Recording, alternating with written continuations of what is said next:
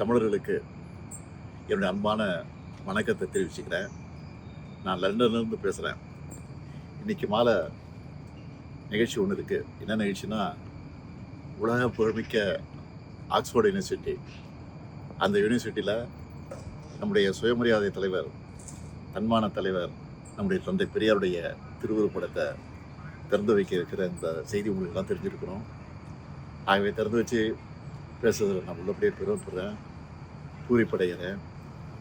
ஏன்னா அவர் தமிழர் தலைவர் மட்டுமல்ல, தமிழ்நாட்டு தலைவர் மட்டும் இல்லை, உலகெங்கும் இருக்கக்கூடிய தன்மானத்தை காத்த தலைவராக, சுயமரியாதையை காத்த தலைவராக விளங்கிக்கிட்டு இருக்கக்கூடியவர். அவருடைய திருவுருப்படத்தை திறந்து வச்சு பேச இருக்கிறேன் என்பதை உங்களுக்கெல்லாம் நான் மகிழ்ச்சியோடு தெரிவிச்சுக்கிறேன்.